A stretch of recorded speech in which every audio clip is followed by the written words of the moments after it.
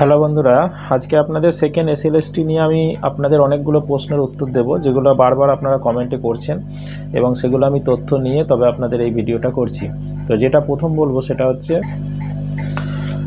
আপনাদের বারবার যেটা প্রশ্ন যে এডিট অপশান কি দেবে, এটা নিয়ে বলবো।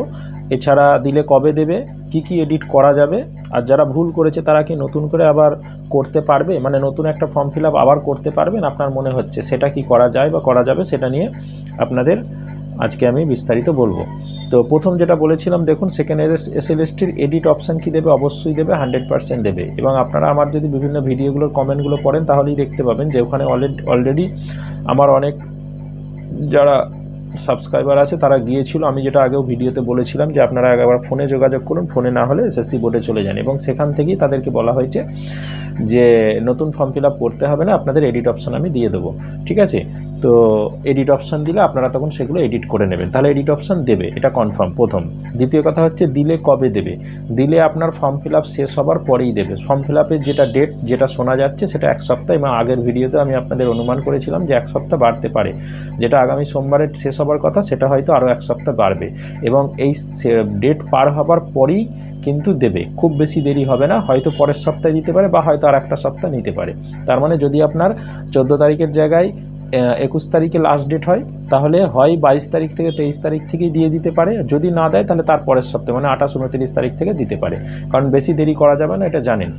তো সেই অপশানটা আপনারা পেয়ে যাবেন। সেখানে কি এডিট করতে পারবেন সেটাও আমি শর্টে বলছি। যেটা হচ্ছে মেনলি অনেকের ছবির ক্ষেত্রে সমস্যা হয়েছে, অনেকে ছবির সিগনেচার করেনি, কেউ মুখের ওপর দিয়ে করে দিয়েছে, কেউ নিচেই করেছে, এরকম নানা রকম সমস্যা, সেই ছবি এডিট করতে পারবেন, এটা প্রথম। দ্বিতীয় হচ্ছে আপনাদের এই একাডেমিক যেগুলো লিখেছেন, একাডেমিক পার্সেন্টেজ বা একাডেমিক ইউনিভার্সিটির ক্ষেত্রে লেখা টোটাল মার্কস অবটেন, এগুলো কিন্তু সবকটাই অপশান আপনারা পাবেন।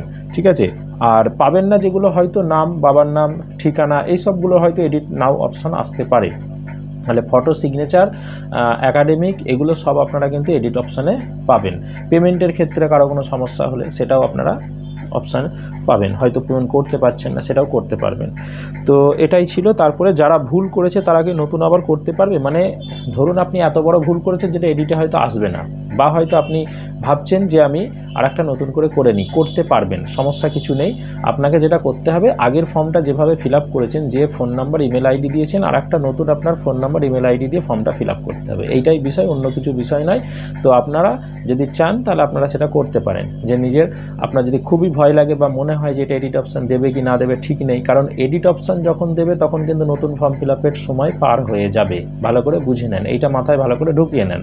যদি আপনি মনে করেন এত বড় ভাইটাল ভুল করেছি, সেই ভুলটা না করাই ভালো, এবং আপনার এই চাকরিটা খুবই দরকার, এবং বুঝতেই পাচ্ছেন যে একটা এসএলএসটি হয়ে গেলে তারপরে আবার কবে এসএলএসটি হবে তা কেউ জানে না। তো অতএব যদি আপনার খুবই ডাউট লাগে, আমি বলবো 500 টাকাটা ফ্যাক্টর নয়, আপনি আর একটা টাকা ব্যয় করে আর একটা করে নেন। ঠিক আছে, তবে এডিট অপশান দেবে এটুকু আমি আপনাকে কনফার্ম বলতে পারি। কিন্তু এখন আপনার কি ভুল করেছেন না করেছেন তো বোঝা মুশকিল।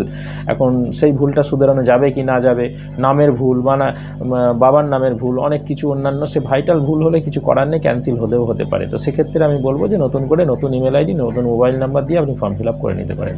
ওকে, আশা করি যেগুলো আমার মনে হয়েছে খুব বেশি প্রশ্ন আসছে সেগুলোর উত্তর দিয়েছি। এরপরে যদি আরও কোনো কোশ্চেন থাকে আপনারা অবশ্যই কমেন্ট বক্সে বলবেন, আমি চেষ্টা করব পরবর্তী ভিডিওতে আপনাদের সেই প্রশ্নগুলোর উত্তর দেওয়ার। ওকে, ধন্যবাদ।